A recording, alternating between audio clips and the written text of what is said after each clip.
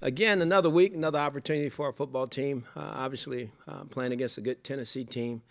They come out for a huge win for them, I'm sure, on Monday night. They're playing good.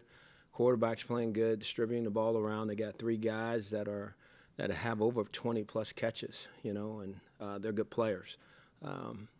Again, the runners are running good. Got two rushers who are averaging over 4 yards a carry, one pretty close to 5. So they're a potent and offensive football team. On defense, they have really good players. That Jarrell Casey, guys sometimes unblockable, and Arapo and Morgan, and then they have that Eric Walden, who I think is playing really good for them, and Williamson. I mean, I can go on and on and on. They're a good football team, playing good. But again, it's another opportunity for our guys to get back out there in front of our fans, and we appreciate all of our fans and them being there for us, especially during this tough time. But at the same time, we're going to go out there on Sunday and play our tails off. Had a good practice today, had a good start to practice.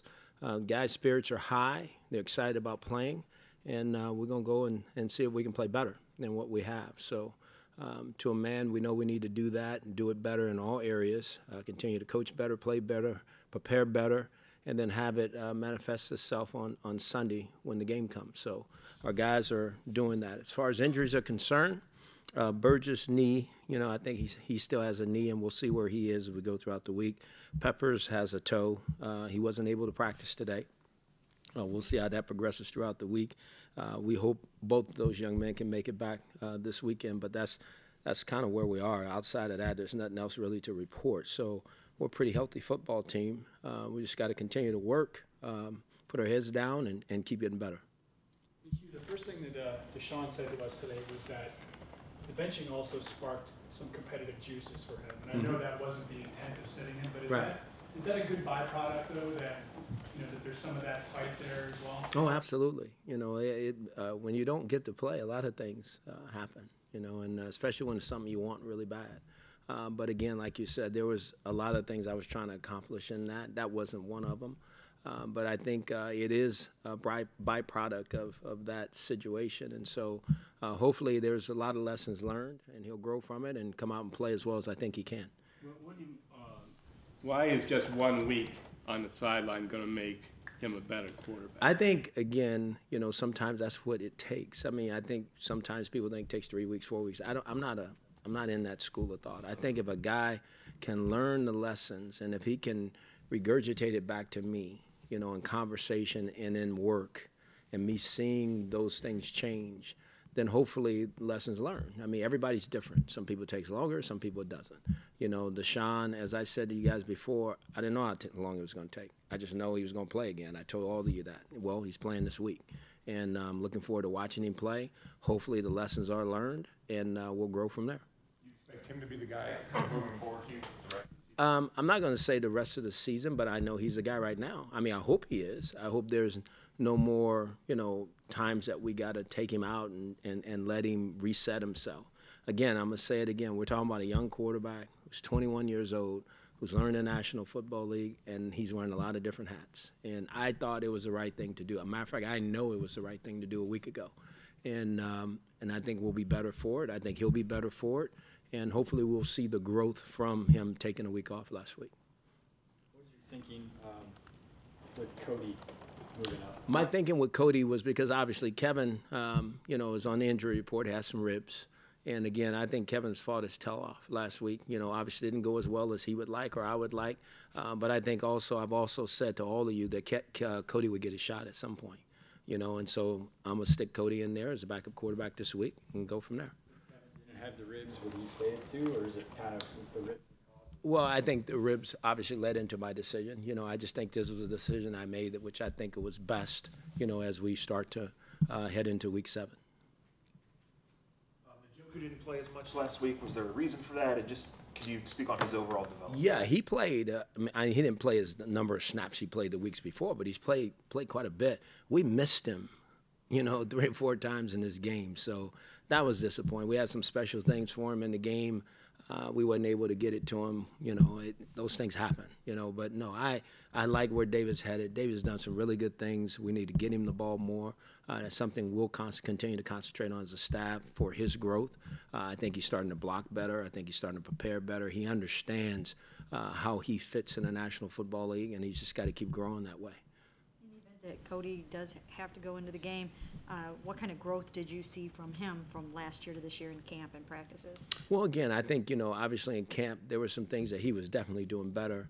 But again, the quarterback chart turned out the way it did, and so obviously I thought Kevin was a little ahead at the time. But I think one thing about Cody, he's never quit working. He's never complained. He's never let any of that bother him. He just kept doing what he needed to do. And I told him that day when I made a decision that Kevin was a backup, at some point in time you get your opportunity too. And that's what I'm going to do. I'm pretty much a man of my word that way. I like to stick to that. Like I said, this opportunity happened for several different reasons, but I think it's the right one for Cody at this time. As far as the turnovers, Deshaun said it really hit him what a momentum swing that is by standing on the sideline. Has that been your experience with especially young quarterbacks that maybe they're so locked in when they're out there that they don't understand that the impact that kind of play is having? Absolutely, and that was one of the things I really wanted to get accomplished, and I didn't want to get it accomplished that way, trust me when I tell you, but no, I think guys need to be able to see that. And I think the other thing, and I don't know if he shared it with you guys, he was able to, when you're in the midst of the season and you're going through, the process every week, you watch the game that you played in, but you don't really get a chance to go back and just watch yourself, because you're into the next week's game plan. You're done with that game, into the next one. So I think he really took some personal time to look at his mistakes. We put them all on a tape, on a reel, so he can really watch the things that he needed to improve at. And to me, that is a big of a boost to learn something from than anything. And he did that. And I remember the conversation we had in my office about it. And then watching him be so into it on the sideline this past week and us talk through some of those situations and some of those turnovers, I think he was able to see where I was coming from. And sometimes it takes that. I know a lot of people don't understand that, or, all the Hue, that's just hogwash, whatever all that is. But some guys do have to go through that to understand how important every play is and how important possession of the ball is. And hopefully we've grown from that. You coached multiple positions Uh-huh. in your career. The phrase, there's no one right way to do something, does it apply more to quarterbacks than any of the other positions? Oh, absolutely. You just said it. Because they all come in all kind of different shapes and sizes. They all learn different. They're all in different systems. It's what you think is best for that particular player. Obviously, I'm not handling Deshaun the same way I did Joe Flacco or Andy Dalton or Carson Palmer or any of that. Everybody's different.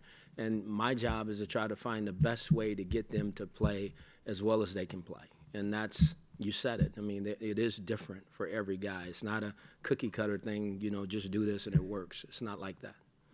You can do for Deshaun to let him gain a little bit more confidence too, or maybe you're already doing all of this, but anything you can borrow from his college playbook or anything that you can do to help him feel more comfortable? No question. I think there's things that we do try to do that way, that help him that way. Obviously, any quarterback, you want to get him into a rhythm as fast as you can, and that's obviously when you say that, that's throwing the ball. You want to have easy throws, a guy can complete the ball, and the confidence starts to grow.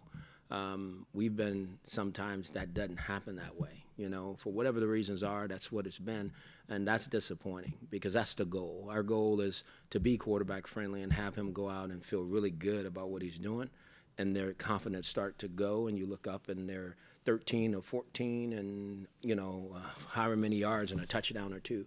That's the goal, and we just haven't been able to pull it off yet, so we just got to keep working at it. A little slow sometimes. I'm still hazy on why Hogan got dropped to third. Ribs. He has bruised ribs. And they're pretty bruised in my opinion. So it's not because of performance. I'll be the first to tell you that. So again, I'm not going to put a guy out there or let him go through the week it was tough. He was running a ball today, if you guys see him, and I knew what was going to happen, and sure enough, because he wants to be tough and go out there and prove he's ready to play, and he gets hit right on the spot and he drops the ball, everything. So that tells me that coach is right, and I'm sure he's saying that coach is right, player wrong. you know, because you just got to be protecting of these guys in this situation. They want to be out there. I think I have a pretty good idea what a guy can do and can't do, and I don't think he's ready to be out there right now. When you talk about the turnovers in the red zone, most of them have come through the air. A lot of people will just say, well, why not just run the ball? Absolutely. But is it really, though, that simple of a fix? Just you run it more? No, it can be. You know, there's no question. I mean, I've told our quarterbacks, I won't throw it down there if I have to. You know, if I can't trust you. I mean, if you are going to turn the ball over to the other team, I will not throw it. I mean, if we end up kicking field goals, we end up kicking field goals. At least we'll have a chance to kick field goal. But we're down there, and there's plays to be made. There's opportunities. I think they see them. If you play quarterback in the National Football League, what do you want to do? You want to throw touchdown passes. You know, you're not here to hand the ball off every play. Eventually you go, well, coach, you don't trust me. You won't throw the ball in that situation. Well, it's a double-edged sword. So we got to do what we have to do to score points, but we also have to do what we have to do to be team protecting as much as we can. And I think our quarterbacks get that now. We have to because we have not done a great job in the scoring zone with the ball. So we got to improve that way. Did Jabril get hurt, excuse me, in the game Sunday, and are you optimistic he can practice? Yes, I'm very optimistic he can practice. He did not get hurt in the game. This is something that's just kind of been lingering a little bit that we're going to take care of and make sure that he's going to be good to go and ready to go.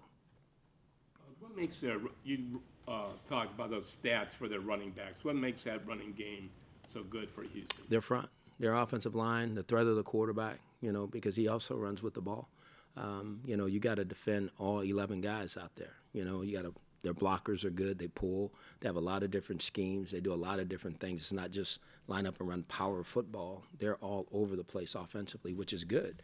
They've created different running lanes for their runners as well as the quarterback. Do you have a sense of, I know Kenny Britt's list is limited, but do you think he'll be able to play? I do. No, I think he'll be ready to go this week. You know, that was the plan. Let's make sure, and I said it before, let's get him totally healthy before we stick him back out there. But he had a good practice today, and hopefully we can build on that tomorrow, and we'll go from there. He was talking to us today about playing the team that drafted him and being for the first time and being kind of amped up about that. Do you sense any of that with him? Oh, yeah. I think he's excited to play. I mean, he hasn't played for 2 weeks, you know, so hopefully, like I said, he's healthier, that he is hungrier to go out there and do the things that we think that Kenny can do.